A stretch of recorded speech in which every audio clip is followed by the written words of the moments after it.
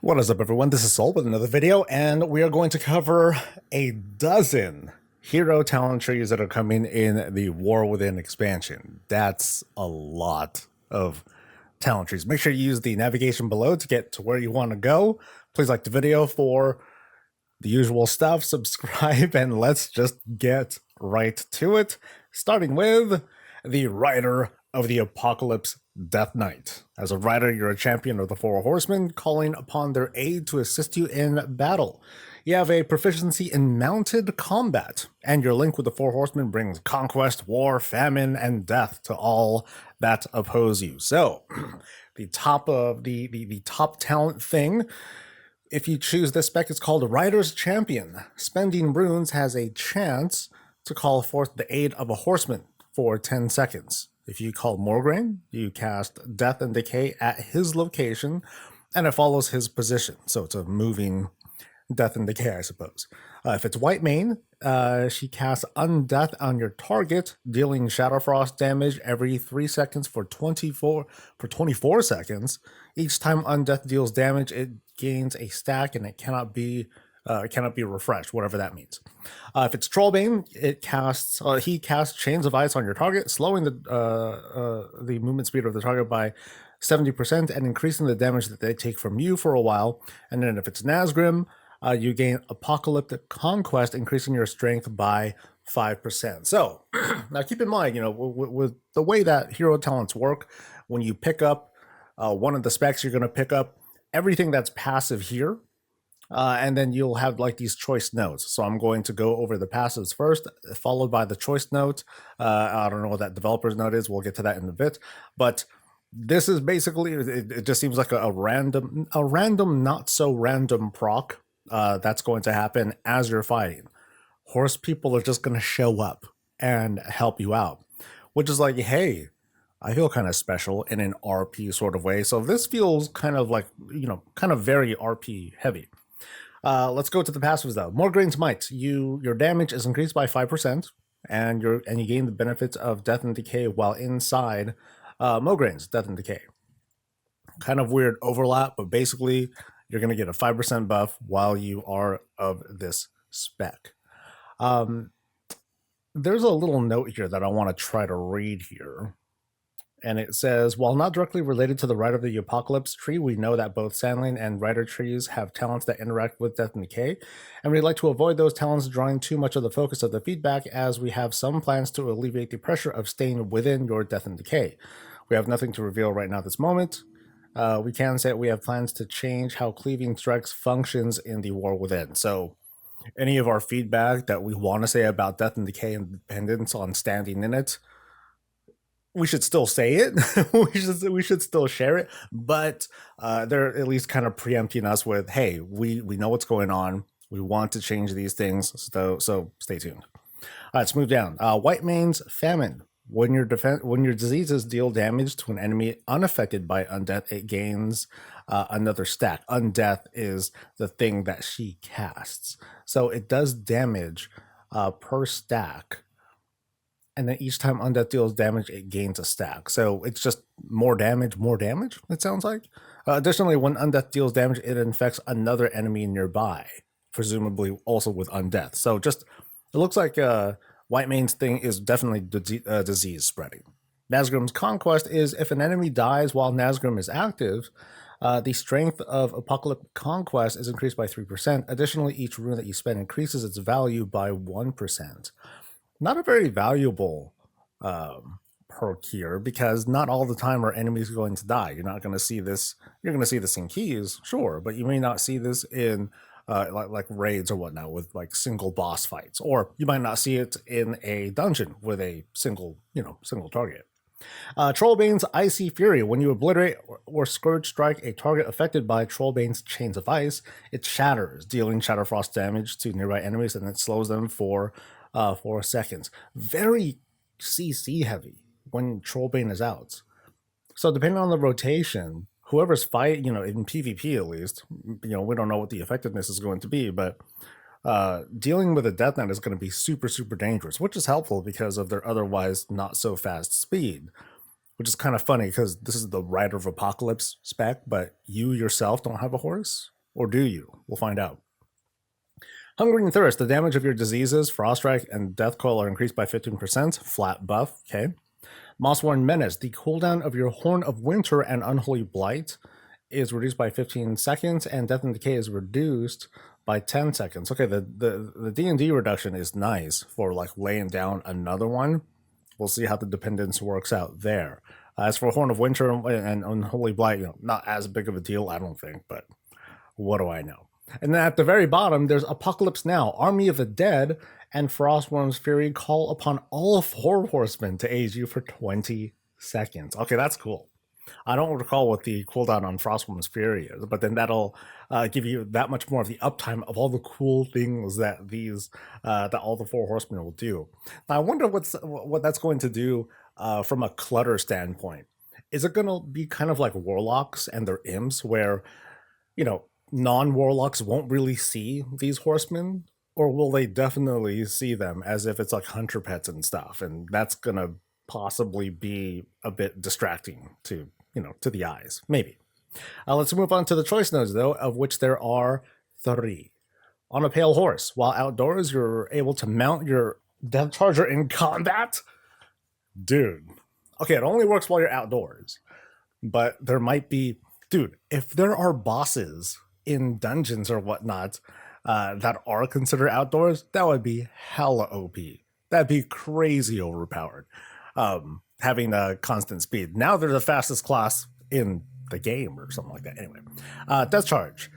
And it replaces Death's Advance. You call upon your Death Charger to break free of movement impairments for 10 seconds, while upon your Death Charger, your movement speed is increased by 100%, and you get all the benefits of Death's Advance. So it's basically you either get better Death's Advance or you just have mounted comp. So this is definitely like hey, if you're outdoors, you're just on it all the time. This is a pretty cool thing. And there goes my whole the mounted comment that I made earlier. Horseman's Aid. While at your aid, the horseman will occasionally cast anti-magic shell on you and themselves.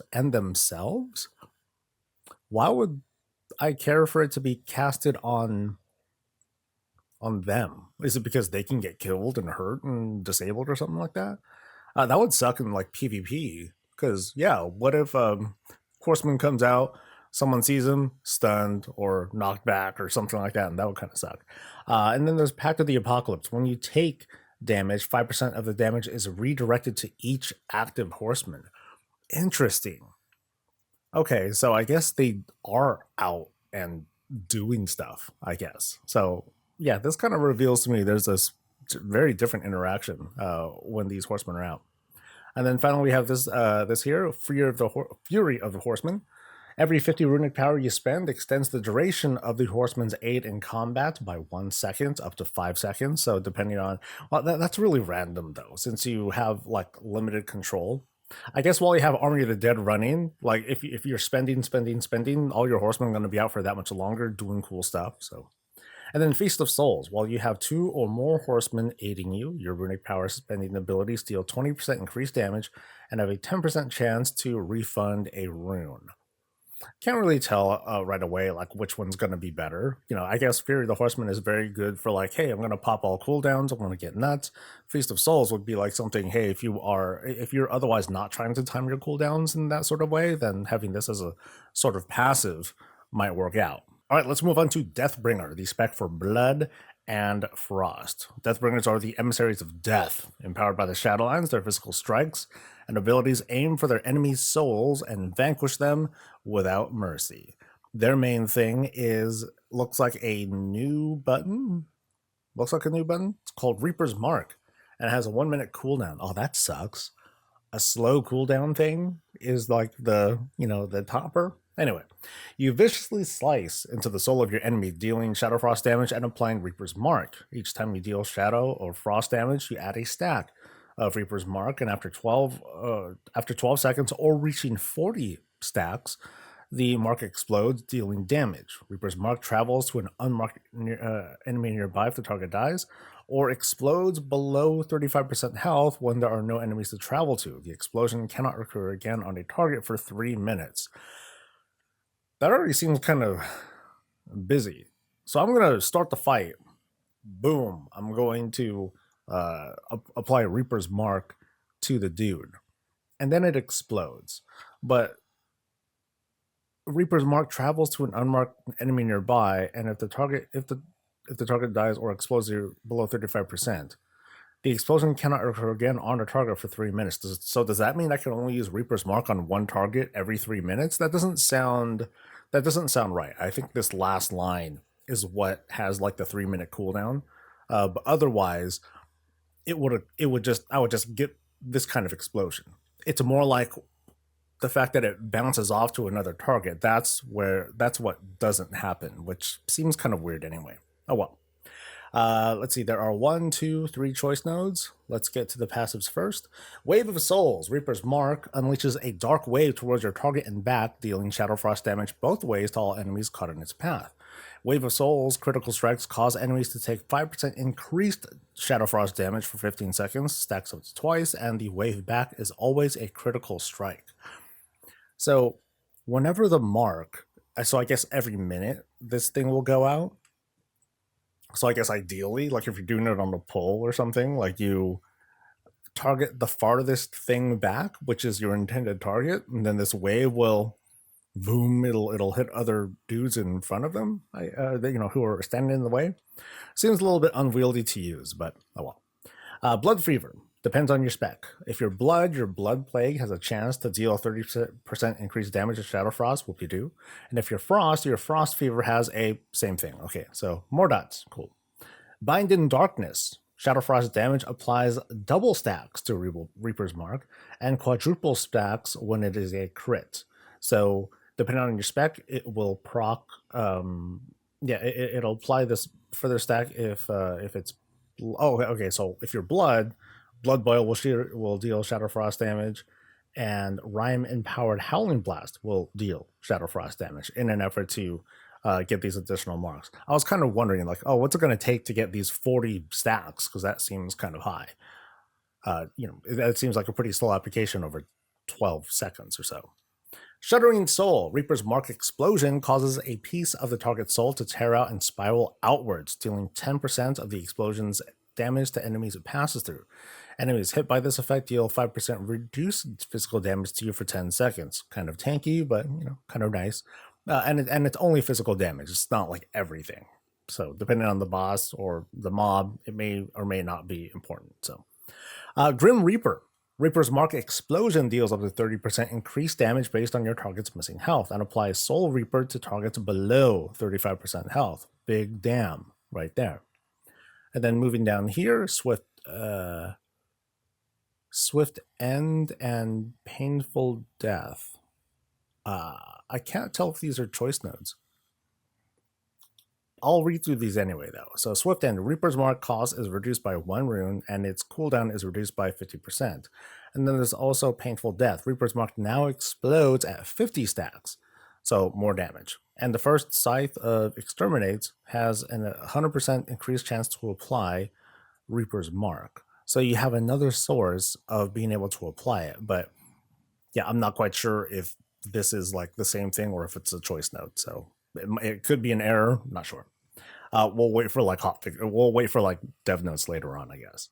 And then at the bottom we have Exterminate, which is like the thing right here. After Reaper's Mark explodes, your next Mirror End, Obliterate costs no rune, and it summons 2 scythes to strike your enemies. The first scythe strikes your target for physical damage, and it has a 15% chance to apply, or I guess in this case, reapply Reaper's Mark. The second scythe strikes all enemies around your target for Shadow Frost damage. So 15% is kind of low, because if it applies, then you're going to get a lot of benefits by getting basically another Reaper's Mark. But without it, then you're just missing that damage, right? So like you're going to be pretty RNG dependent, depending on, if the choice nodes allow for other ways to reapply Reaper's Mark. So let's take a look. First off, we have right up here, Death's Bargain. If you take this one, when you suffer a damage in effect equal to 25% of your maximum health, tank stuff, you instantly cast Death Pact at 50% effectiveness. You get a self-heal. When a Reaper's Mark explodes, the cooldowns of this effect and Death Pact are reduced by 5 seconds. So I'm gonna, take a stab out there and say like, okay, maybe this reduces it from it'll take it from 2 minutes to maybe a minute and a half or so, something like that. And that seems kind of okay. If it's a minute, that would be like really, really strong, because then you'll get like that much more death pack usage. Despite the 50% effectiveness, that helps tremendously for a Blood Death Knight who can already have like really strong self heals. Or the Death Knight might go for rune carved plates. Each rune spent reduces the magic damage that you take by 2%, and each rune generated reduces the physical damage you take by 2% for 5 seconds, up to 5 times. I guess depending on the uptime of it, that's a good bit of mitigation that you'll be able to get passively. Do you want that, or do you want more passive self heals? Pick and choose. Next choice note is here, Dark Talons. While Icy Talons is active, your runic power spending abilities deal Shadow Frost damage. If your Blood, Marrow Rend, and Heartstrike have a 20% chance to increase the number of the maximum stacks of an active Icy Talons by 1 up to 2 times. And if your Frost, Consuming Killer Machine, or Rime has a 20% chance to increase the maximum stacks of an active Icy Talons by 1 up to 2 times. Not familiar with Icy Talons. So sails over my head. So I might go for Wither Away. Blood Plague, which I kind of know, deals its damage in half the duration, and the second Scythe of Exterminate applies Blood Plague, which doesn't really sound valuable. That's like, hey, do you want to use a Blood Boil or not? So yeah, that doesn't seem like a big deal. If you're Frost Fever deals its damage in half the duration, and same difference. So, oh, you know what? The second Scythe of Exterminate is supposed to be an AoE thing. So, still the same thing. This still doesn't seem like a huge thing. Otherwise, hey, you're saving a global on Blood Boil? Or Howling Frosts, I guess. Let's move on to the last one, though. Death's Messenger reduces the cooldown of Lichborn and Raise Dead by 30 seconds. That's alright. Or Expelling. When an enemy deals direct damage to your anti-magic shell, their cast speed is reduced by 10% for 6 seconds. Kind of a minor defensives there, but kind of nice. That's okay. Alright, now we get to take our first look at Demon Hunters. Looking at the Aldrachi Reaver Demon Hunter. The Aldrachi warriors were the ultimate glaive masters and wielded their blades with deadly grace. Each kill fueled their weapon, imbuing them with greater power. They were so indomitable that Sargeras eventually bathed their world in Fellfire himself, but their spirit and teachings live on. Cool.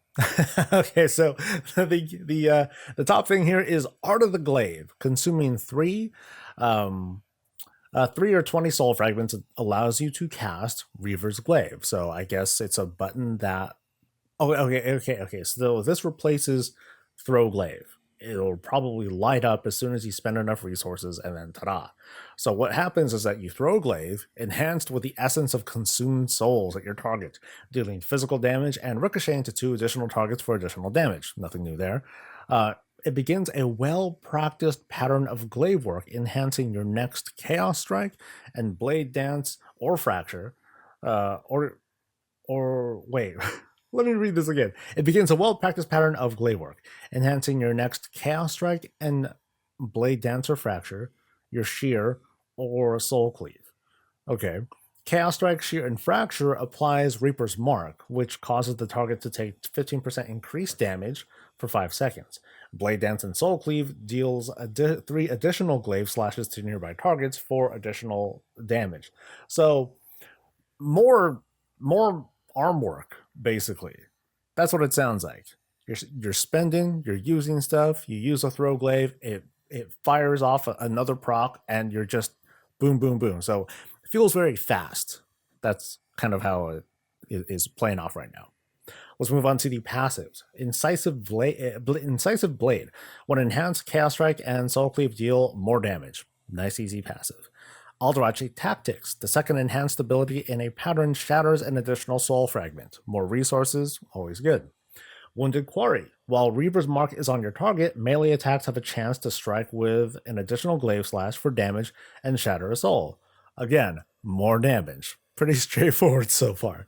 Intense Pursuits. Casting an enhanced ability reduces the remaining cooldown of the hunt by 2 seconds. Now, what would be the cooldown of something like this? I'm not too familiar with Demon Hunter, so I can't really say like just how quickly you go through hate.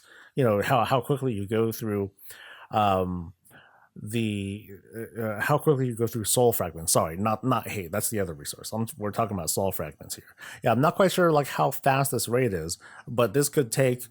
I'm gonna throw a guess out there: 20 to 30 seconds off of the hunt, perhaps, maybe. Escalation. Each successive enhanced ability deals 10% increase damage. The effect of the second enhancement is increased by 100%. So let me look at this thing again here. So I guess what you need to do when Art of the Glaive fires off is that you are kind of locked into a combo and you need to pull off the combo correctly. If for whatever reason you don't, it doesn't seem like you really lose anything. But we'll have to see about that, how the interaction ultimately goes. So far, this seems kind of cool because it's really changing the way that you play a bit, or at least it locks you in a certain rotation that might feel pretty satisfying if you pull it off. But anyway, the rereading this, each successive enhanced ability deals more damage, so further rewards or further requirements in order to do well with this certain hero spec. And then Warblade's Hunger. Consuming a soul fragment causes your next Chaos Strike, Shear, or Fracture to deal bonus damage. I'm going to assume that that's going to be part of the combo anyway, so that's going to be a good thing anyway. And then finally, we have Thrill of the Fight. After consuming both enhancements, gain Thrill of the Fight, increasing your attack speed by 15% for 5 seconds and causing your next ability to deal a 30% increased damage and healing. So it loops back around, it sounds like. It loops back around. If you do everything correctly, you're going to have, you're going to have greater attack speed. You're going to be able to generate your resources a little bit faster and get right back into doing that combo. So at a glance, this feels fast. Like I said, let's look at the passive. Let's look at the choice notes. Keen Engagement. Reaver's Glaive generates more fury. Or Preemptive Strike. Throw Glaive deals damage to enemies near its initial target. I feel like the control would be like a little bit better here, depending on the fight. Evasive Action. Vengeful Retreat can be cast a second time within 3 seconds. Or Vengeful Retreat resets the cooldown of Fellblade. Not too familiar with Havoc for sure, but this sounds like, again, it plays into that fantasy of Demon Hunters just zipping around, going crazy, lots of attacks in quick succession, as long as the player can handle that. And then finally down here, we have Army unto Oneself. Fellblade surrounds you with a Blade Ward, reducing physical damage taken by 10% for 5 seconds. That's not bad. 10% is kind of a lot. Or you can pick up Incorruptible Spirit. Consuming a soul fragment also heals you for an additional 15% of something over time. Or maybe it's the 15% of what the soul fragment would get for you. I feel like, especially if you're tanking, you want to pick up the first one. That just seems like way much more effective health over time. And finally, we're moving on to Druid of the Claw for Druid, which I believe makes this the full reveal of the Druid class. This is for Feral and Guardian. Druids of the Claw are masters of their mighty animal forms. When they transform into cats or birds, they become ferocious physical combatants and protectors of the wild. So we kick it off with Massive Attack. Your auto attacks have a chance to make your next ferocious bite or maul become Massive Attack. So if you're feral, it's a finishing move that slashes through your target in a wide arc, dealing physical damage per combo point to your target and consuming up to 25 additional energy to increase that damage by up to 100%. It hits all other enemies in front of you for reduced damage per combo point spent. Nice. And then for Guardian, which I know a little bit better, you slash through your target in a wide arc, dealing physical damage to your target and additional damage to all other enemies in front of you, which sounds really dull right now. Let's hope that it does a little bit more than just that, because this replaces Maul in the case of Guardian. All right, passives first. Font of Strength. Your maximum energy and rage are increased by 20%. That's just going to be a thing for druids who pick up this spec. Also, Frenzied Regeneration increases your maximum health by 10%. Not bad. Dreadful Wound. Massive attack also inflicts a bleed that causes additional damage over 6 seconds, and it saps its victim's strength, reducing damage they deal to you by 5%. Dreadful Wound is not affected by Circle of Life and Death. Now, note that it's straight up damage reduction. So whether you're Feral or Guardian, that's going to be a bit useful for you because you're taking a little bit less damage. So you're basically taking 5% less damage as a Druid of the Claw Druid. If you happen to be Feral, though, you get a bonus. If a Dreadful Wound is benefiting from Tiger's, if a Dreadful Wound benefiting from Tiger's Fury is reapplied, the new Dreadful Wound deals damage as if Tiger's Fury was active. So, is that a snapshot? Let me read it again, just in case. If a Dreadful Wound that did benefit from Tiger's Fury, if it's reapplied, the new Dreadful Wound deals damage as if Tiger's Fury was active. So that kind of tells me it's a snapshot, which is kind of cool. Now, it's kind of an easy snapshot too, because your auto attacks have a chance to apply this massive attack thing, so maybe it won't be very difficult to maintain anyway. Or if it falls off, it's okay, cool, let me just reapply this. I guess it really depends on, hey, is Tiger's Fury back up or not? All right, Bestial Strength. Ferocious Bite damage is increased by 5% for Feral, and Primal's Wrath direct damage is increased by 100%. If you're Guardian, Maul, and Raised so just buffs. Just damage. Cool. Wild Shape Mastery. Iron Fur and Frenzied Regen persist in cat form. Cool. While transitioning from bear to cat, you retain 80% of your bear form armor and health for 6 seconds. Oh, okay, that's pretty cool too. So that makes the whole like bear cat weaving like very much a thing that you can do. For 6 seconds after entering bear form, you heal for 10% of the damage taken over 8 seconds. Huh. So if you're cat, for 6 seconds after entering bear form, you heal for 10% of the damage taken over 8 seconds. Is that after you turn back into a bear, or is that damage that you happen to take as you're a cat? A little confusing, but this just feels like a very good sustainability, longevity sort of passive that you'll pick up.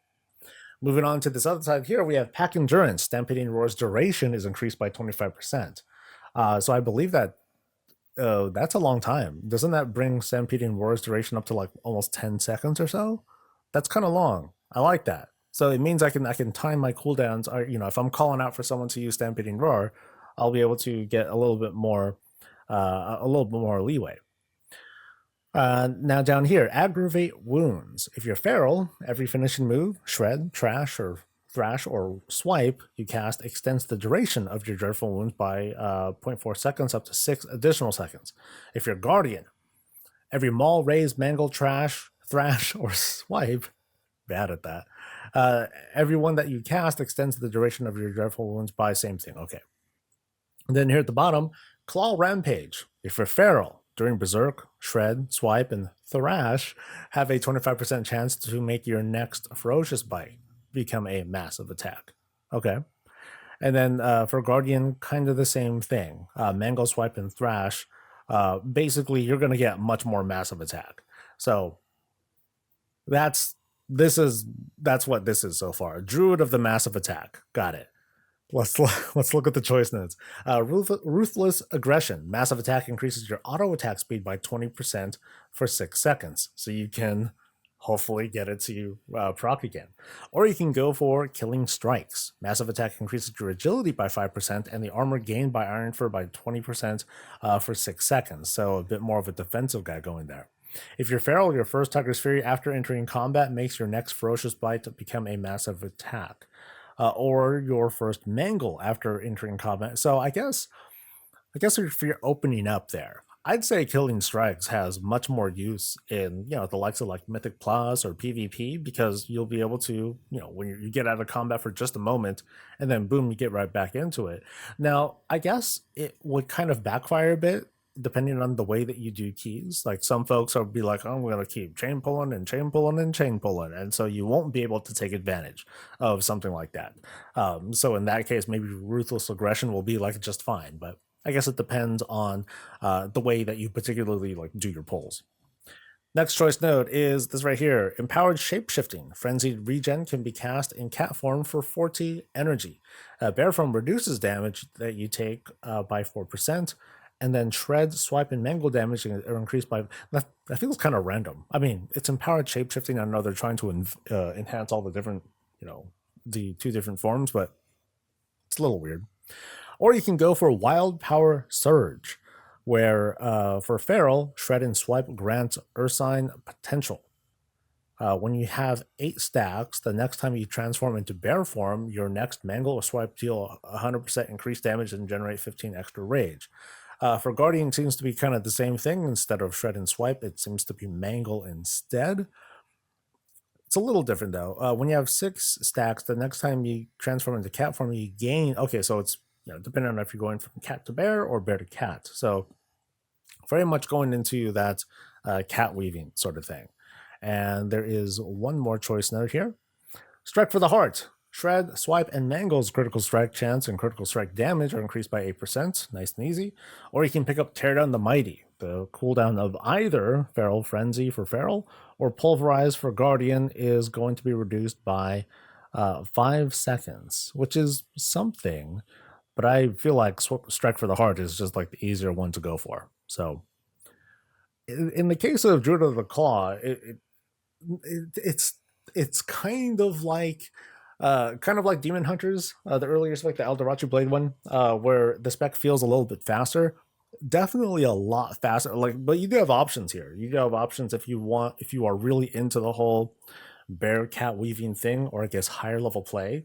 You're going to feel like this might be a bit faster of a spec, or you can choose for it to not be, and you just feel like you have these enhancements that make you more of a cat, more of a bear, depending on your spec. Next, we have the Flameshaper Evoker. This one applies to Devastation and Preservation. Flameshapers specialize in red spells related to life energy, flame, and breath magic. They have the ability to engulf enemies or allies in Dragonflame, causing Fire Breath or Dream Breath to detonate, dealing massive damage or healing. So first off, we have this thing called Engulf. It is a new button with a 20-second cooldown where you engulf your target in Dragonflame, damaging or healing them. For each of your periodic effects on the target, effectiveness is increased by 50%. Doesn't seem like much so far, but let's read on. Starting with the passives, Traveling Flame. Engulf causes Fire Breath or Dream Breath to spread to a nearby target. If no valid targets are present, its duration is refreshed. Okay. So Engulf. Okay. So it causes a current Fire Breath or Dream Breath to spread to a nearby target. And if not, whoever's getting hit by this first, then they just have this buff refreshed, I suppose. Enkindle. Essence abilities are enhanced with Flame, dealing 20% of healing or damage done as fire over 8 seconds. Okay. Not a huge buff, but hey, it's a nice, easy passive. Conduit of Flame. Critical strike chance against targets above 50% health are increased by 10%. That's, well, 10% isn't bad, but, for the most part, this, I guess I can't really tell. Does this count healing or damage, or I guess both? Well, so whoever's, if they're high, you're going to do more damage or more healing, which I guess is kind of okay. I think I prefer, kind of like Shaman, I prefer the healing to be greater if their health is lower, but oh well. Burning Adrenaline. Engulf quickens your pulse, reducing the cast time of your next spell by 30%, and it stacks up to 2 charges. So while we don't know what the buff duration of Burning Adrenaline is, I guess Engulf is going to be fast enough, or there's going to be some other talents here that are going to let us get these 2 charges. So basically, you're going to get faster spell cast, which, hey, no complaints. Down here is Titanic Precision. Living Flame, Reversion, and Azure Strikes. Critical strikes have a 100% increased chance to trigger Essence Burst. I don't recall what the current proc chance is right now, but double the chance. Hard to complain. Engulf gains 1 additional charge. There we go. There's how you can apply more. And it deals 20% increased damage and healing. Okay. And then finally at the bottom, we have Consume Flame. Engulf consumes 8 seconds of fire breath from the target, detonating it, and damaging all nearby targets equal to 300% of the amount consumed, reduced beyond 5 targets. If you had been healing, it consumes 8 seconds of Dream Breath, and it does a big old Healy explosion. I hope when they're talking about nearby targets, I hope it's, not that nearby. I hope it's like a pretty good range, like 20 yards at least, because otherwise it's going to lose a lot of that effectiveness. But of course, if it's going to apply that much healing anyway, even if it's just like the target that you're on, at least it's going to do some decent throughput, whether it's damage or healing. Let's look at the choice notes now. Trailblazer. Hover and Deep Breath travel 50% faster, and Hover travels 50% further. That's helpful. Shape of Flame. Tail Swipe and Wing Buffet. Sorry. It scorches enemies and blinds them with ash, causing their next attack within 4 seconds to miss. That's kind of cool. So if they can manage to do something like, if they can manage to make a movie like that with like a really heavy nuke, like a cast that might be impossible to interrupt or something like that, that could be pretty cool. Now, of course, some targets might be immune to Tail Swipe and Wing Buffet, and it may not apply this effect at all. So that's going to be a matter of testing and part of like, hey, let's go into dungeons and like try some stuff out. Moving on to Fan the Flames. Engulf reignites Enkindle, extending its duration and effectiveness by 25%, nice and easy. Or Expanded Lungs. Fire Breath's damage over time is increased by 20%. Or Dream Breath, if you happen to be Preservation. I feel like Expanded Lungs might stack a little bit better with, or it might synergize a little bit better with Engulf and some of the other talents here so far. And then we have Life Cinders. Renewing Blaze also applies to one nearby injured ally when cast. Or Draconic Instincts. Your wounds have a small chance to cauterize, healing you for 30% of the damage taken. It occurs more often from attacks that deal high damage. I feel like that's like an easy one to keep yourself up with.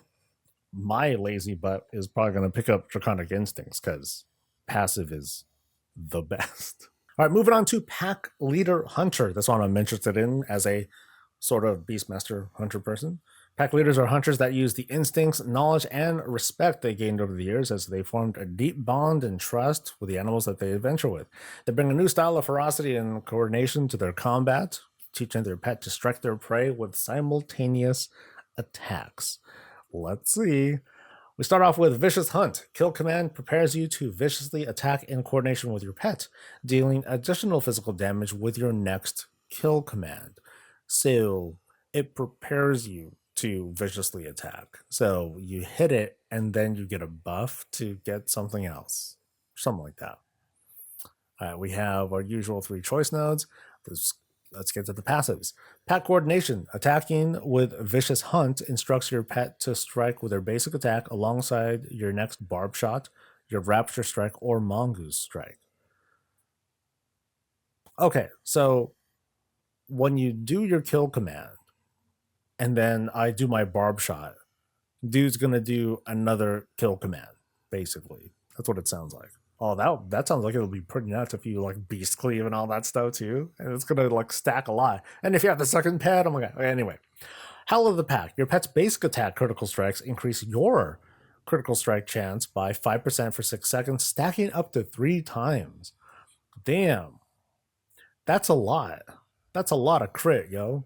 So 15%, yeah, as long as we're not switching targets too much, but yeah, 15% crit strike chance. That's pretty sweet.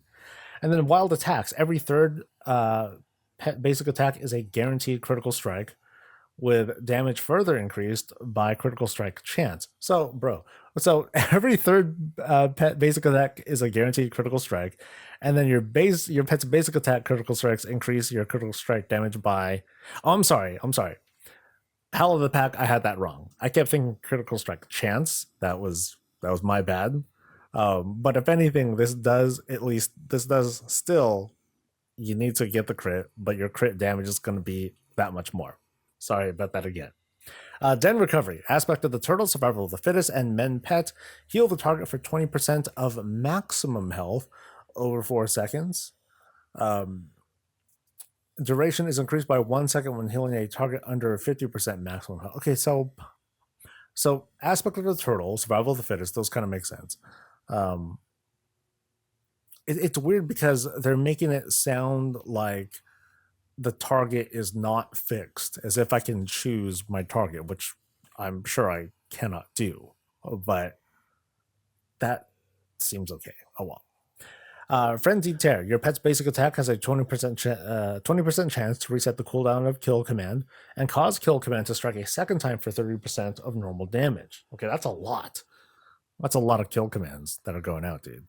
Down here in the middle, Kill Shot deals an additional 30% damage over 5 seconds, and it increases the bleed damage you and your pet deal to the target by 25%. Not bad. And then finally down here, Pack Assault. Vicious Hunt and Pack Coordination now stack and apply twice and are always active during Call of the Wild or Coordinated Assault. So it's just so your pet is just going to go burr, right? They're just going to go nuts all over the place. Now, of course, they need to actually get to the target and be able to jump over ledges and teleport or whatever, but you know what I mean.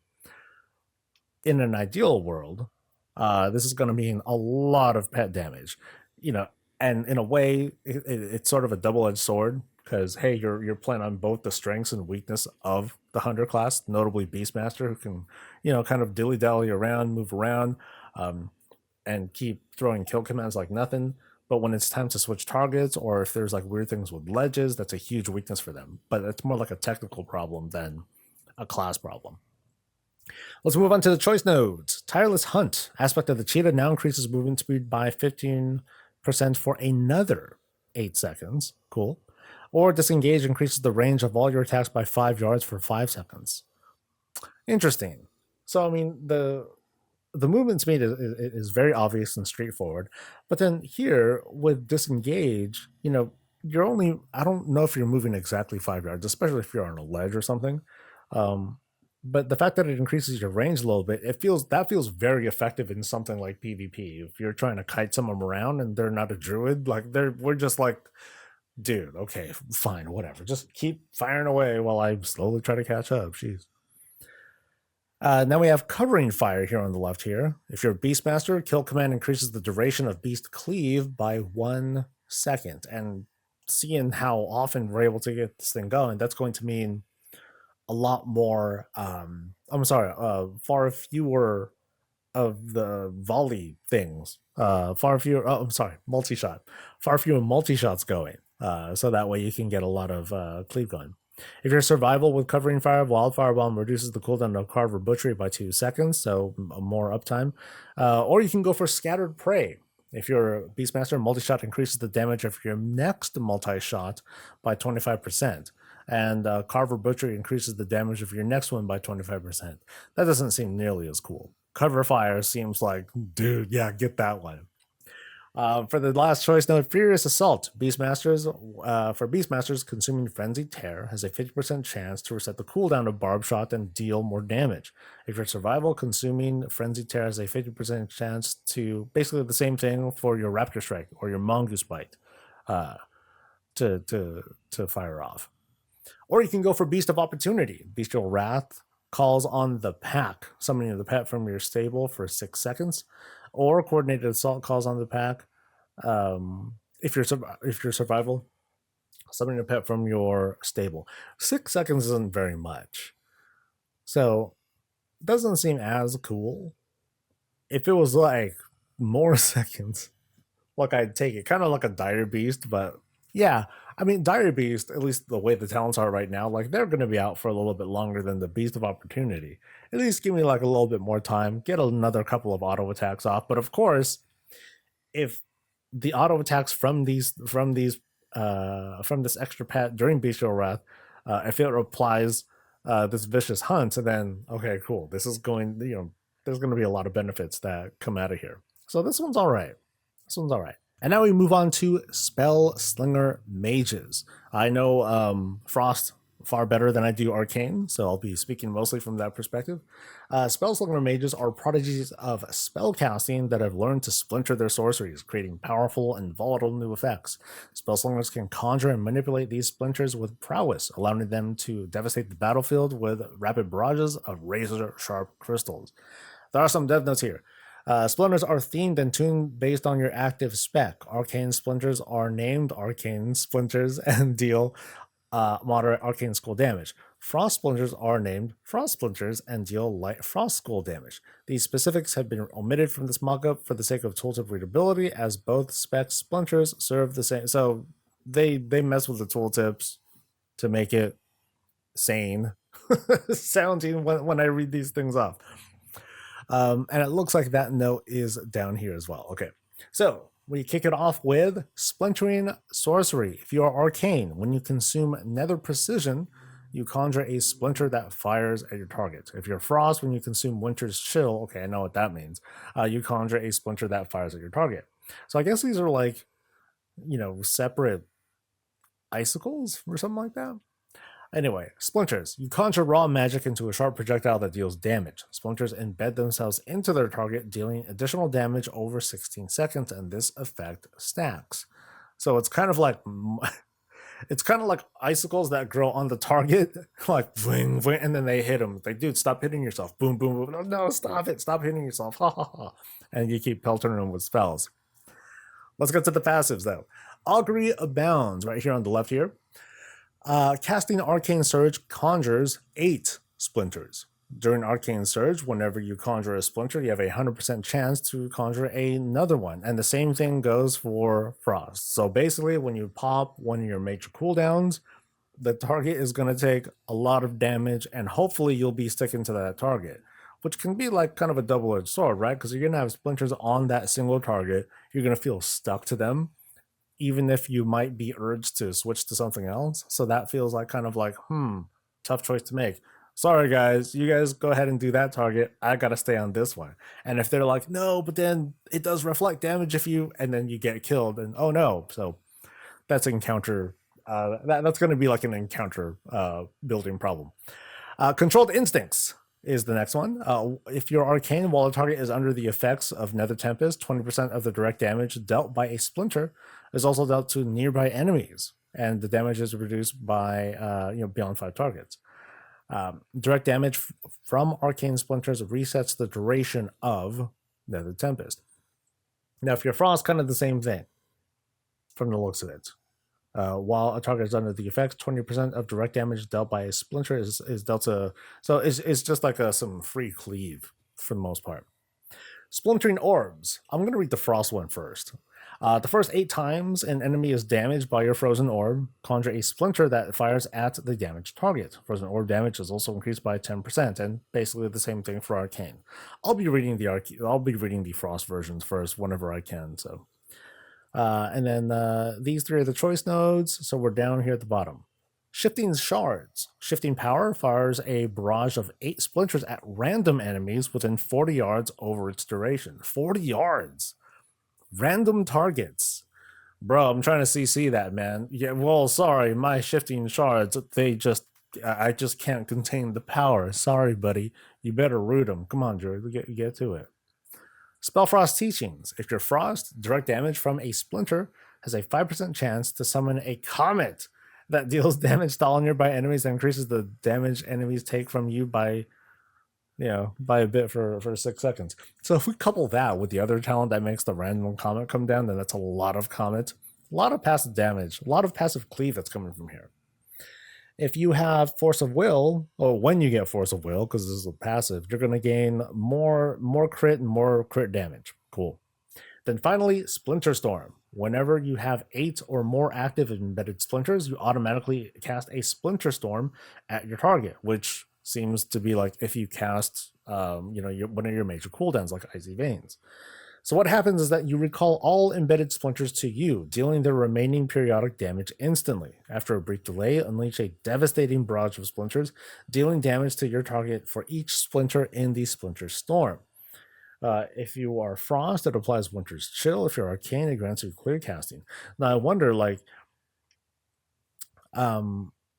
I guess if you do cast Icy Veins on a target, then you're going to automatically cast Splinter Storm right away.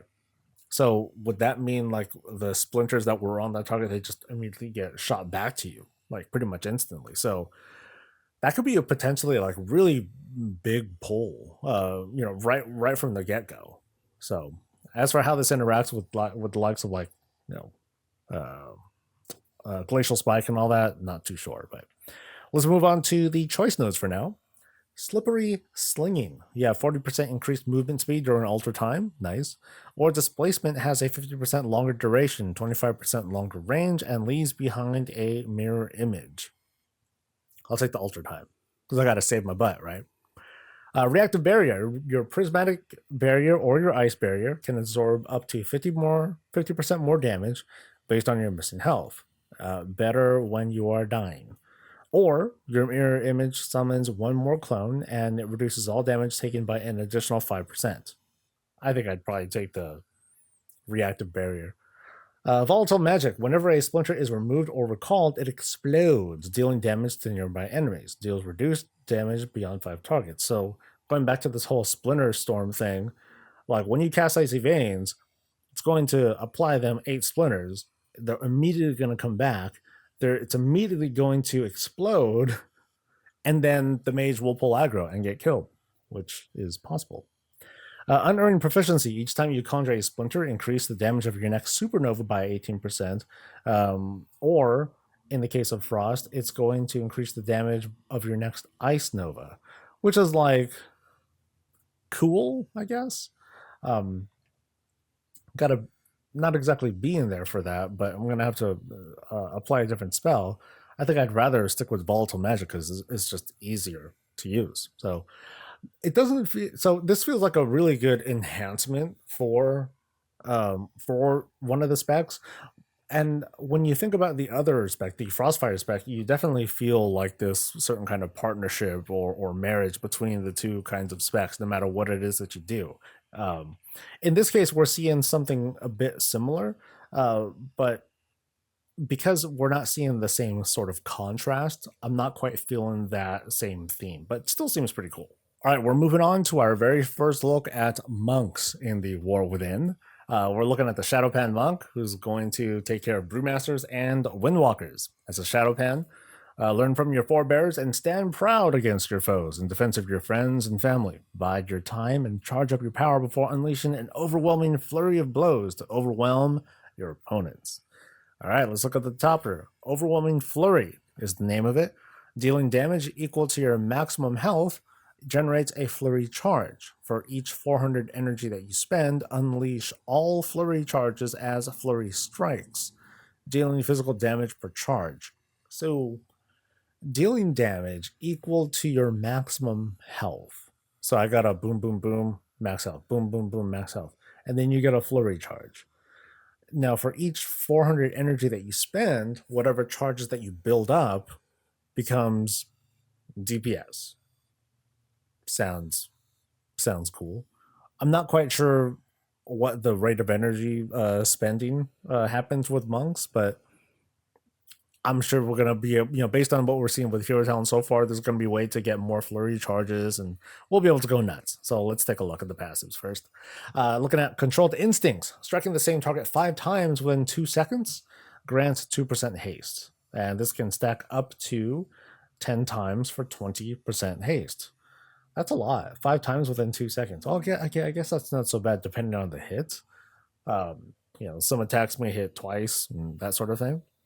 Martial Precision attacks penetrate 10% of the target's armor. I don't think we really have experienced like what armor penetration means anymore. So something like this is a little bit interesting to see. We have 3 choice nodes over there. Yeah, 3 choice nodes. And now we're moving on to right here in the middle. 1 versus many. Damage dealt by Fist of Fury and Keg Smash counts as double towards Flurry Charge generation, where Fist of Fury damage is... Oh, and on top of that, Fist of Fury damage is increased by 10%. Keg Smash damage is increased by 30%. Against all odds, Flurry Strikes increase your agility by 1% for 6 seconds. It stacks up to 20 times for a whopping 20% increase to your agility, which will feel really good later in expansions when stats just get insane. Now we're moving on to efficient training. Energy spenders deal an additional 15% damage. Every 50 energy spent reduces the cooldown of Storm, Earth, and Fire, Serenity, and Weapons of Order by 1 second. So I'd say that's a little bit faster. It's better than 400 energy for the top ability. Vigilant Watch. Blackout Kick deals an additional 20% critical damage and increases the damage of your next set of flurry strikes by 10%. Still haven't seen anything about gaining more of those flurry strike charges though. So Wisdom of the Wall. Every 10 flurry strikes, so it sounds like this is going to go off pretty often, you become infused with a Wisdom of the Wall for 20 seconds, where your critical strikes deal you have more critical damage, your mastery is going up by a lot. Your versatility also increases your dodge and your crit by a lot. And the flurry strikes now also deal shadow damage to all uncontrolled enemies within 6 yards. So like not CC'd. So it sounds like this is meant to be like pretty fast. It sounds like this ability is going to end up being used quite a bit. But unlike say Demon Hunters, and Druids that we were looking at just a little bit earlier, it doesn't feel like it's that much faster of a spec right now, but my proficiency with Monk is not very high. I apologize. Let's move on to the choice nodes. Pride of Pandaria. Flurry strikes have a 15% chance to critically strike. Cool. Depends on how big the damage is, really. And then we have High Impact. Enemies who die within 5 seconds of being damaged by a flurry strike explode, dealing damage to uncontrolled enemies. But that's like a hard exploder, like wow, and then the dude's like, and then all the dudes like, oh my god, he got guts on me. Yeah, that's kind of cool. But maybe it's high damage, and so they'll maybe get killed by fleshy shrapnel and stuff. Next choice note: Protect and Serve. Your Vivify always heals you for an additional 30% of its total value. Okay, it's kind of alright. Lead from the front. Chi Burst, Chi Wave, and Expel Harm now leech 20% of damage dealt. I think I'll probably end up taking that one. And then we have Whirling Steel over on the right. When you become injured, you summon Whirling Steel, increasing your parry chance and avoidance by 15% for 6 seconds. That's already pretty strong. Also, when you dodge, or you can choose Predictive Training. When you dodge or parry an attack, reduce damage taken by 10% for the next 6 seconds. I feel like I'd want the parry chance though, man. I mean, the avoidance damage reduction is always great, but I think I'd rather have the parry because 15% is pretty significant. It does introduce the idea of you know how we had the old school dodge tanks, and it's like you're not dying, and then boom, you get hit. There goes half your health, and you're already in danger. Like, oh god, please don't get hit a second time, and then you do. This kind of brings back those memories. I don't think it's going to come at that level, but we're definitely kind of going in that direction. We're not done with monks yet. We're now moving on to conduits of the Celestials. They devoted themselves to the teachings of the 4 August Celestials so wholeheartedly that they can channel their power outwardly and can call upon their assistance regularly in combat. They can become pure conduits of the August Celestials' power during brief moments, preventing some other actions, but empowering them heavily. Preventing some other actions? Oh boy. Okay, so this is another one of those cooldown abilities. Great. So it's a 1.5 minute thing. And what happens is that these Celestials empower you, causing you to radiate nature damage onto enemies and healing onto up to 5 injured allies within 20 seconds over 4 seconds, split evenly among them. Healing and damage is increased by 6% per enemy struck. You may move while channeling, but casting other healing or damaging spells cancels this effect. So, for 4 seconds, you are locked into this ability. Not so bad. It's not like freaking Tranquility or anything, but still kind of a thing. There's a dev note down here. Conduits, Celestial Conduit's channel will not break due to being defensive, utility, or movement spells. Okay, so there's at least that. So basically, don't attack, don't heal while this thing's going off, and then you'll be kind of okay. All right, let's start off with the passives here. Courage of the White Tiger. If you are healing Tiger Palm has a 15% chance to cause Swen to claw your target for physical damage, dealing damage. The chances increase while invoke Yulon, the Jade Serpent, or invoke Chi-Chi, the Red Crane, is active. Doesn't say by how much, though. And then for Windwalker, Tiger Palm has a chance to do the same thing, but in this case, doing damage, 100% of the damage that was done. Now, keep in mind that this is just kind of a passive, so it's just more healing, more damage. It just has a cool effect to it. Heart of the Jade Serpent is right over here. Consuming 8 stacks of Shaylin's gift causes Yulon to decrease the cooldown time of Renewing Mist and Rising Sun Kick, Life Cocoon, and Thunder Focus Tea by 100% for 8 seconds. So it's not like just an actual reduction. It's just for a time you have lower reductions. So it's kind of like a baby bloodlust of sorts. And then Windwalker. If you're Windwalker, consuming 30 Chi will do kind of the same thing, just with different buttons. In this case, Rising Sun Kick, Fist of Fury, Strike of the Windlord, and Whirling Dragon Punch. So this is one of those cases where the class can potentially feel a little bit faster. Now, of course, for Mistweavers, that's like, okay, do I want to use mana faster? Maybe, maybe not. I'm not sure. Moving on to Strength of the Black Ox. After Swan assists you, your next Enveloping Mist cast time is reduced by 50% and causes Nuzao to grant an Absorb Shield to 5 nearby allies for 5% of your maximum health. 5% sucks. That's not a whole lot. Now, it's not like they're tanks or anything like that, but that's not a whole lot of health. It's just a nice, I guess, passive. Now, if you're a Windwalker, after Swan assists you, your next Blackout Kick causes Nuzao to stomp at your target's location, dealing damage. So kind of sort of the same thing. Doing the regular abilities just gives you more throughput overall. Flight of the Red Crane. If you're healing, Refreshing Jade Wind and Spinning Crane Kick have a chance to cause Chi-Chi to quickly rush into 5 targets, healing each target, which is a cool little cleave thing. If you're Windwalking, Rushing Jade Wind and Spinning Crane Kick have a chance to do damage. So same thing. Lots of mirrored abilities, which makes sense. Down here is Chi-Chi's Swiftness. Your movement speed is increased by 25% during Celestial Conduit and for 3 seconds after being assisted by any Celestial. So that's not bad. So while you're channeling, you're also... you shouldn't use it like it's a movement speed buff, but you at least have the convenience of, hey, I can still do things, and if I need to pop like this sort of heavy cooldown, I'm able to do it while I'm running away from something or running towards something or stacking or splitting or whatever. And then at the bottom here, we have Unity Within. Celestial Conduit can be recast once during its duration to call upon all the August Celestials to assist you at double the effectiveness. Unity Within is automatically cast when Celestial Conduit ends, if not used before expiration. So it's going to happen anyway. And then all the animal buddies are going to come out and break stuff, basically. Or heal stuff, depending on your spec, of course. So we have 4 choice nodes. 1, 2, 3, 4. We haven't seen very many of those. But let's take a look. Temple Training.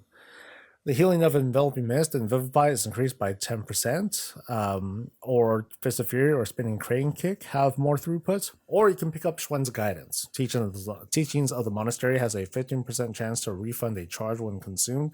And Tiger Palm hits harder. Not familiar with Teachings of the Monastery, so I can't really say too much there. Restore Balance. If you're healing, gain Refreshing Jade Wind while Chi-Chi the Red Crane or Yulon the Jade Serpent is active. Easy. Or you gain Rushing Jade Wind while Schwen the White... Okay, so just more damage. It looks like, right? Or you can pick up Yulon's Knowledge, where Refreshing Jade Wind's duration is increased by quite a bit. Or Rushing Jade Wind's duration increased by 4% and multiple uses may overlap. Okay, that's easy. That's big AoE kind of stuff that's going out there. Down here, we have Nuzao's Protection. Fortify and Brew grants you an Absorb Shield for 25% of your maximum health. That's pretty massive. Jade Sanctuary, you heal for 10% of your maximum health instantly when you activate Celestial Conduit and receive less percent. And you receive 15% less damage for its duration. So that's not bad. I mean, you're going to have full control over this, but I feel like the protection, at least for tanking, at least Nuzal's protection is way better. And then there's Inner Compass. You switch between alignments after an August Celestial assists you, increasing a corresponding secondary stat by 3%. It could be haste, crit, verse, or mastery. So little throughput there. Or you can pick up August Dynasty. Casting Jadefire Stomp increases the damage of your next Rising Sun kick by 30%, or the healing of your next Vivify by 50%. That's either or. This one's nice and easy, but I think August Dynasty would be like the one that you want to like change your behavior a little bit. You want to change your behavior just a little bit for more effectiveness. Okay, we're moving on to Shaman, and this kind of rounds out the fact that all classes at least have one preview available for them. In this case, we're seeing Farseers, and let's take a look at their main thing. Call of the Ancestors is up top. If you're Elemental, by the way, this is for Elemental and Resto, Primordial Wave calls an Ancestor to your side for 6 seconds. Hopefully they do something. For Resto, it's Unleash Life that brings them in. So you got to make sure that you talent for both of these things so far. Maybe. Perhaps. We'll find out what happens. Whenever you cast a healing or damaging spell, the Ancestor will cast a similar spell. Okay, so that's what they do. So for 6 seconds, after casting one of these spells, depending on your spec, you'll need to do things. You can't just like, all right, cool, Unleash Life, boom. So in this case, you want to be like, okay, I'm going to throw down like a big old healing tide totem. I doubt that's going to happen, but that would be like very cool. I'm going to guess it's going to be more along the lines of Healing Rain or something like that, but oh well. Let's take a look at the passives. Elemental Reaver, Lava Burst gains an additional charge, nice, and it deals more damage, or you get Riptide, have an additional charge. So I think like that'll give you up to what like 4 charges total? 3 or 4, something like that. Which is kind of a lot, almost too much maybe. It's a lot to maintain. Offering from Beyond. And I'll read Resto first, because I'm slightly more knowledgeable about Resto. When an Ancestor is called, they reduce the cooldown of Riptide by 2 seconds. Which isn't much so far. We haven't seen the rest of the passives yet, but it's like, okay, cool, I did Unleash Life. Now my Riptide has a 2% 2-second reduced cooldown. But if you're Elemental, when an Ancestor is called, they reduce the cooldown of Fire and Storm Elemental by 10 seconds. Now that makes like a lot more sense to me. The Riptide one, not nearly as much, but oh well. Primordial Capacity. You either get more Maelstrom or more mana. Cool. Spirit Walker's Momentum. Using spells with a cast time increases the duration of Spirit Walker's Grace and Spirit Walker's Aegis by 1 second up to a maximum of 4 seconds. So maybe you'll get like 2 casts off at the most. Something like that. That's cool. Down here, Maelstrom Supremacy. If you're healing, increases the healing done by Healing Wave, Healing Surge, Wellspring, Downpour, and Chain Heal by 8%. Or if you're Elemental, so basically like some of your spenders and throughput. So more stuff. Cool. Final Calling. If your Resto, when an Ancestor expires, they cast Hydro Bubble on a nearby injured ally. So basically when the Ancestor cooldown thing goes away, so they're up for 6 seconds. So every 6 seconds after an Unleash Life or Primordial Wave go out, this happens, where you surround your target in a protective water bubble for 10 seconds. The shield absorbs incoming damage, but the absorbed amount decays fully over its duration. Okay, that's kind of cool. Not very Farseer-y, but still cool. And then down here we have Ancestral Swiftness, which is an active ability. Hold up. Okay, so the top thing is a passive.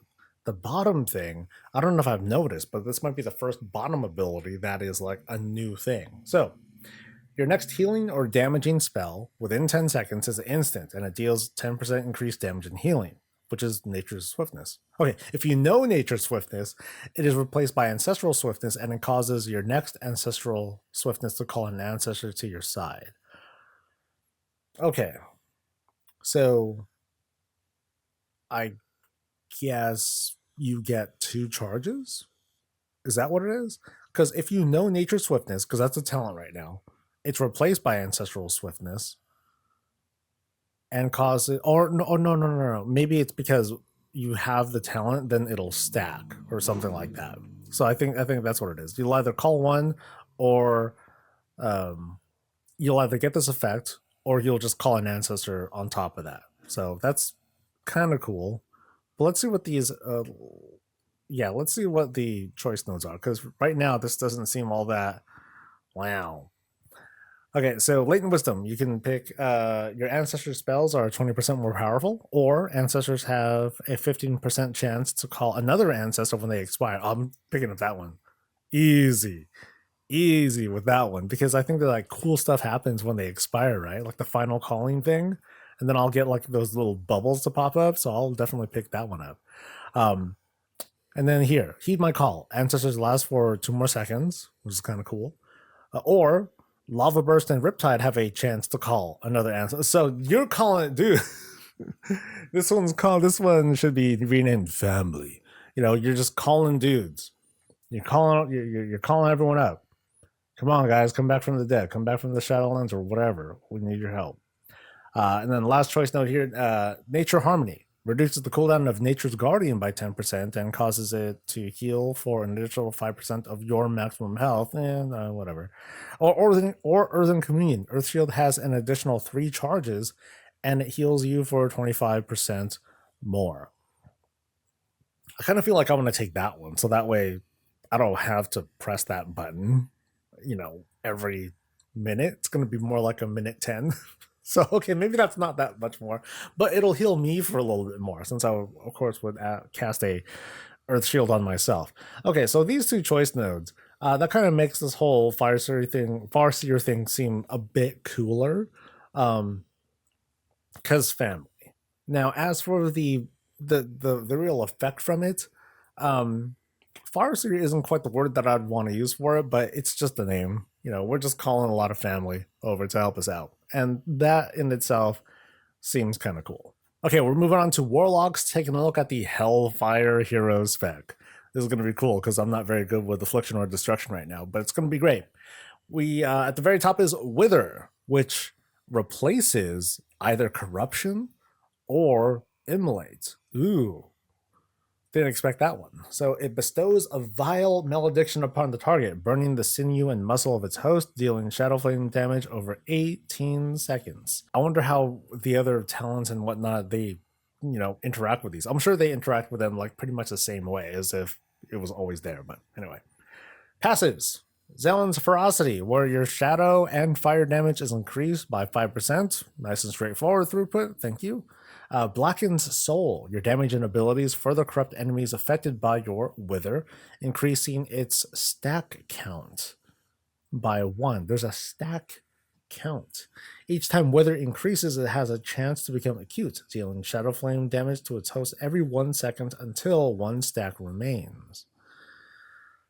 So does it like build up and then it goes away, I guess? Your damage and abilities further corrupt. Okay. Let me reread this again. Your damage and abilities make the stack count go up. Each time Wither increases, it has a chance to basically kind of crit, sort of. Or it'll fire off like this, like it's kind of like pouring a cup. Like you fill up the cup and then it's time to pour the cup, and then once the cup is pretty much empty, then it stops, but you might still have the Wither debuff going, something like that. Wither will always become acute after reaching 8 stacks, or when its host reaches 20% health. So that's going to be weird. So does that mean when Wither goes off, it's never going to like gain these stacks because it'll always be expending itself? Maybe I don't have a great first impression of this, or I don't have a full understanding of it yet. Zelen's Cruelty. Fire critical threat damage is increased by 10%. Same thing with the Shadow. Cool, easy. These are choice nodes. We'll skip those for now. Mark of Xavius. Oh. So that's who we're teaming up with here. Okay. If your Affliction, your Agony damage is increased by 10%, and it's now a combo skill. Directly recasting enemy agony within 2 seconds, applies agony to one other nearby enemy. Oh. So boom, boom, and then you apply it to another dude. So same thing goes for destruction, where Wither will do the same thing. So the impression that I have is that when I hit agony, it's gonna light up, and it tells you, hit it again. Don't even bother switching targets. Just hit it again, and it's gonna go on to someone else. Now, as a passive, this thing kind of sucks because I think to myself, well, I want to take advantage of something like this, but what if I only have one target? Then it just feels like a dead passive thing. Now, of course, all these things are part of the Hellcaller toolkit, but it just kind of sucks that if you're fighting a single target thing, this just won't work. But oh well, small critique there. Call of the week is there in the middle. Casting Wither directly or refreshing Wither with less than 4 seconds remaining causes Wither to gain 3 stacks. So it's like a super pandemic. Got it. And then Mark of Parathorn. I'm butchering that, sorry. Blackened Soul deals 5% increased damage per stack of Wither. Also, Agony and Wither, they deal damage that much faster. Cool. And then here at the bottom, we have Malevolence, which is another separate active ability. So Wither it just replaces something that we already have. This is going to be an additional cooldown where dark magic erupts from you and corrupts your soul for 20 seconds, causing enemies suffering from your Wither to take Shadow Flame damage and increase its stack count by 3. So if you're Affliction, while corrupted, your active Withers are acute. Your haste is increased by 10%, and Malefic Rapture grants 1 additional stack of Wither to targets affected by unstable Affliction. If you're Destruction, while corrupted, your active Withers are basically the same thing. I noticed that there's nothing that interacts with the likes of like the amount of soul shards that you have. That way you can go boom, boom, boom with some of your other abilities. This hero tree is kind of like centered onto itself where, hey, cool, you're gonna wither these targets and then stuff's gonna happen. And that ain't so bad. But I was hoping for a bit more interaction with like some of the other mechanics of what Warlocks can offer. And finally, we have the Slayer Warrior, which I believe is going to be the full reveal of the Warrior Hero talent trees. So we start off with Slayer's Dominance. And by the way, this is for Arms and Fury Warriors. I know Fury better than Arms, so I'll try to speak to that a little bit better. Your attacks with Slayer's Dominance have a high chance to overwhelm your target's defensives and trigger a Slayer's Strike, dealing low damage and applying Marked for Execution, increasing the damage that they take from your next execute by 10%, and it stacks 3 times. Get it. And execute the heck out of them. Cool. Okay, so Imminent Demise. We're starting with the passives. Sudden Death's chance to reset the cooldown of Execute and make it usable on any target, regardless of health, is increased. We don't know by how much. Using Sudden Death accelerates your next Blade Storm, striking 1 additional time. Blade Storm's total duration is unchanged. So, okay. So it doesn't make Blade Storm last any longer. You just get more hits out of it, up to 3. So it stacks somehow. Okay, so Overwhelming Blades. Each strike of Blade Storm applies Overwhelm to all enemies affected, increasing damage taken by 1% for 10 seconds. And there's a dev note over there that says that Fury will have access to Bladestorm via spec talents in the War Within. Because right now they don't. So that's helpful. Yay. Moving on to the next passive, which is down here. Death Drive. You heal for 50% of damage dealt by Sudden Death. Oh, that's cool. Dang, that could be like a good bit of healing. 50% of damage dealt by a Sudden Death execute thing. That's kind of cool. Down here, we have Slay. Marked for Execution increases the crit strike chance and the damage of your next execute on the target by 5%. Lots of executes here. Frantic Flurry. Overpower or Bloodthirst have a chance to cause you to unleash a brief Blade Storm, striking all enemies around you at once. You can now use Pummel and Stormbolt while you are Blade Storming. Oh, that's cool. I didn't know that you couldn't do that because I don't play Fury enough. But knowing that, it should be just a passive thing. It should just be a thing. But oh well, we're getting it as a perk. That's kind of neat. And then there's Slayer's Focus. Overpower and Bloodthirst cooldown is reduced by 10%, which isn't bad. I mean, Fury is already pretty fast, and this will just let me get more Fury things off depending on my talent build and the set bonus. Maybe I won't care about it, but knowing that I'll be able to maintain Enrage like a tiny bit better is always cool. And then at the very bottom, we have Unrelenting Onslaught. Hey, we're back to a passive again. When you execute a target that you've marked for execution, reduce the cooldown of Bladestorm by 5 seconds per stack of marked for execution, and apply stacks of Overwhelmed equal to the number of the stacks of marked for execution the target had. That's a lot to read. Okay, so when you execute, let's see, Slayer Strike. Okay, here we go. So here's the Slayer Strike. You get marked of execution. It stacks up to 3 times.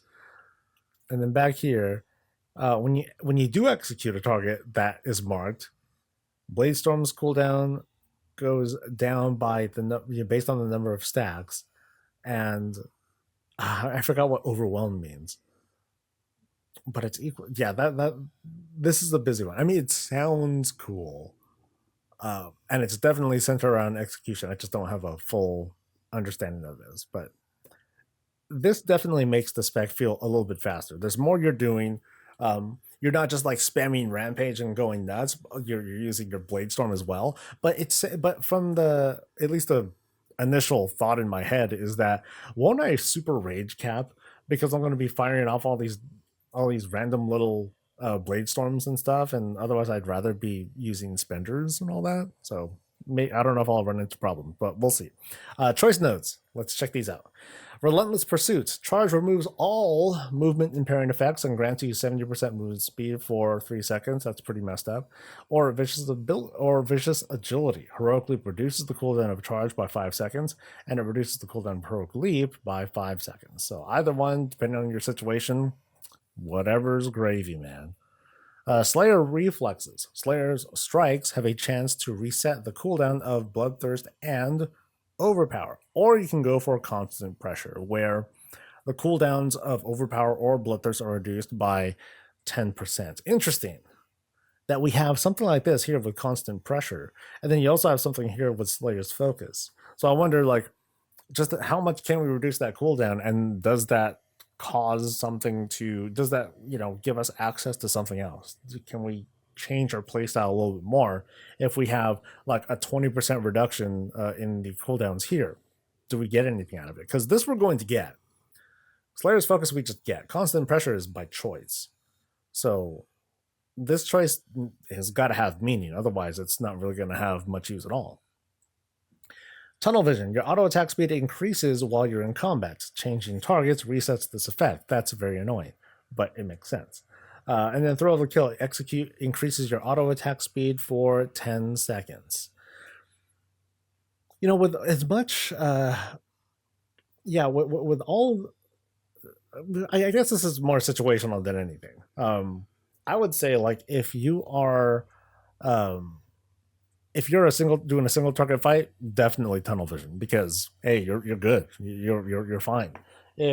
But Thrill of the Kill would be the better one to take, I guess, for like the likes of keys or multiple targets and stuff like that, because otherwise you don't have a whole lot of control of this auto attack speed, and you want to keep that up as much as you can. So seeing how this spec is going to involve a lot of executing among other buttons, definitely take Thrill of the Kill if you're popping from like pack to pack. And I believe we got to the bottom. I think we did. Whew, so that was all 12 specs, and hopefully I didn't miss any. If I did, I deserve your hatred. I am so sorry if I ended up skipping over them, because I did kind of go through this a little bit fast, but there's a lot going on. And I'm sure there's a lot of people who are better subject matter experts than I who will be able to give their input. I'd love to hear what you folks have to say about it. Leave a comment below. Subscribe for more WoW coverage for this, the War Within, Dragonflight, all that good stuff. You can also catch me live on Twitch as well. And that's it. I'll see you guys next time. Stay safe, stay healthy, and stay breezy.